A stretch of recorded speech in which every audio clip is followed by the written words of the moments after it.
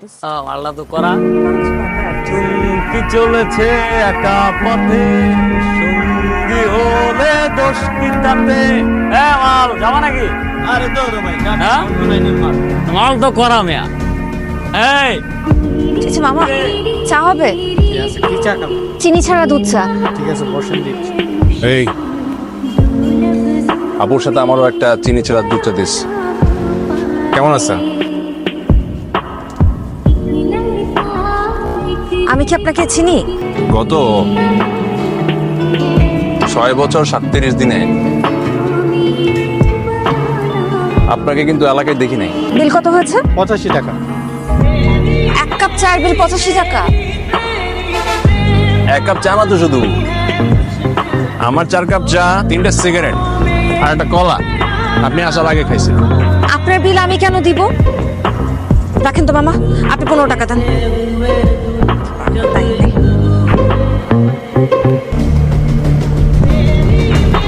আপনি আমার পিছনে বসেন কেন? না, মনে হইলো যে রাতের শহর আপনার পরিচিত না, ভাবলাম যে আপনাকে সময় দেই। গান শুনবেন?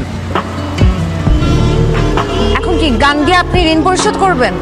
আমি না, শরীফ কাকা, ভালো গলা, ভালো গান গায়, শুনবেন? কি রে, ঘুরে গেছো? আমি তো ঘুমাইছিলাম। তোমার জন্য নতুন একজন শ্রোতা আনছি, একটা নিয়ে এসো। নদী রে তোর কোনো কি ব্যথার দোষ না। 2 মাস হলো বাবা মারা গিয়েছে।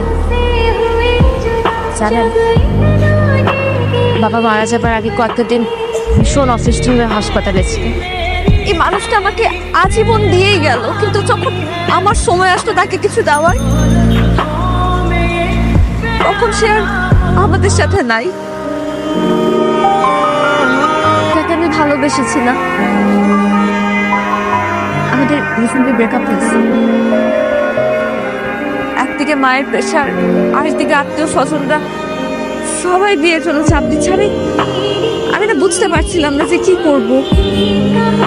অস্থির লাগছিল, তো অশান্তি লাগছিল, নাকি সবকিছু ছেড়ে ছুড়ে চলে আসলাম। ভাবছিলাম লতার বাসায় যে উঠবো, কিন্তু দেখেন লতা ফোনে ধরতেছে না। চলেন আপনাকে কনক্রিটের পাহাড় দেখাই এই শহরের, হয়তো আপনার ভালো লাগতে পারে কিছুক্ষণের জন্য। কি খাবেন বলেন? আমার কাছে মনে হয় এই শহরের খুব সম্ভবত সবচেয়ে ভালো খাবার এই হোটেলে পাওয়া যায়। খাবারটা কেমন ছিল? আরে খুব মজা ছিল রে, তোদের এই খাবার তো বাংলাদেশের জিডিপিতে অন্তর্ভুক্ত করা উচিত। আচ্ছা, আপনি কি এখানে ট্রাই আসছেন? তাই না? আসলে এই শহরে তো নিঃশ্বাস নেওয়ার জায়গার খুবই অভাব। মাঝে মাঝে যখন নিঃশ্বাস নিতে ইচ্ছা হয় তখন এই জায়গায় চলে আসে।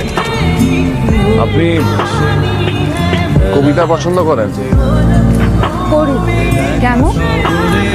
জ্যামে আটকায়, কেউ আটকায় সময়ে, আর আমি আটকা পড়ি বিদ্যুতে। কোনো এক মহাকাল ধরে যে গাড়ি বাড়ি ফেরার প্রতীক্ষায়, অনিশ্চয়তা তাকে দূরে ঠেলে দিচ্ছে। সফর তার কাছে হয়ে উঠেছে শীতকাল সফর। আগমনী বার্তা শোনার তীব্র আকাঙ্ক্ষা তার কাছে হচ্ছে বিলীন। হৃদয়ের প্রতিটি স্পন্দনে কেঁপে উঠছে অট্টালিকা। সময়ের সাথে যুদ্ধে নেমেছে শরীর। জ্যাম সদয় হোক, যাত্রী মুক্তি পাক, আমরা চড়ি দ্বিপাক্ষিক গন্তব্য। নবাব নাকি? হ্যাঁ, তাহলে আপুরি ফুলটা দিন, টাকা লাগবো না। তুমি আমার কাছ থেকে টাকা চাইলে আমি দিতে পারবো না, আমি নিজেই তো অন্যজনের উপর নির্ভরশীল। তো চলেন সিঙ্গারা খাই। তা সিঙ্গারা হাতে পাচ্ছে তাদের সবার মুখে একদম বিজয়ের হাসি। আচ্ছা, আমরা কি তাহলে ভুল সময় ভুল কিছু করার চেষ্টা করি? না, আমার কাছে এটা মনে হয় না। আমার কাছে মনে হয় আমরা ভুল সময়ে ঠিক জিনিসটাই করার চেষ্টা করি, তাই ঠিক জিনিসটাকেই আমাদের ভুলবো না। তো এখন কি করবেন? সকাল তো হয়ে যাচ্ছে। আমার মনে হয় আপনার জামালপুর ফিরে যাওয়া উচিত, আপনার বাড়িতে। আসার পর কতবার তোকে ফোন দিচ্ছি, এই তো রাত 11টা নাগাদ। আমি মিরপুর যাব। বসেন, একটা সিএনজি ডেকে দিন। কথাগুলো ভেবে দেখবেন, দিন শেষে নিজের মানুষ ছাড়া কেউ আপন হয় না। ভালো থাকবেন।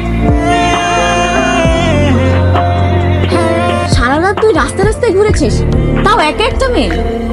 একা কোথায়? বললাম না তাহির সঙ্গ দিয়েছিল। ঠিকই বলেছিস রে, সেটা সাথে না থাকলে সত্যিই বিপদে পড়ে যেতাম। আচ্ছা, তুই ওর ফোন নাম্বার নিয়েছিলি? এই রে, আমি না একদম ভুলে গিয়েছি। আমি বাস স্ট্যান্ডে একটু আগে ভাগে চলে যাই, সেখানে যেয়ে আমি খুঁজে নিব। ভাই, এখানে না একটা দোকান ছিল, চায়ের দোকান। ঠিক আছে আপনার এখানে চার দোকান পেলেন কবে? 3 বছর থেকে এলাকায় আছি, কোনো চার দোকান নাই তো। কাকে খুঁজছে রে? শরীফে খুঁজতেছি। আপনি শরীফকে খুঁজছেন না তাহিরকে খুঁজছেন? তাহির খুব ভালো ছেলে ছিল। ঢাকা বিশ্ববিদ্যালয়ের রাষ্ট্রবিজ্ঞানের মেধাবী ছাত্র। তার একজন বিশেষ পছন্দের মানুষ ছিল, নীলা। কিন্তু নীলার ফ্যামিলি তাহিরকে পছন্দ করত না। তাই তারা সিদ্ধান্ত নিল পালিয়ে যাতে নীলা এসে অপেক্ষা করতে লাগলো বাস স্ট্যান্ডে। তাহিরের আসতে একটু দেরি হয়ে গেল। এর মধ্যে ঘটে যায় অনাকাঙ্ক্ষিত সেই ঘটনা। কিছু বখাটে ছেলে মেয়েটাকে একা পেয়ে রেপ করে, মেরেও ফেলে। তাহের জানার পর ভাবে সব দোষ তার, তাই গাড়ির নিচে ভাব দেয়, মরেও যায়। তারপর থেকেই মাঝে মধ্যে শোনা যায় ওই বাস স্ট্যান্ডে কোনো মেয়ের বিপদে পড়লে তাহিরকে পায়।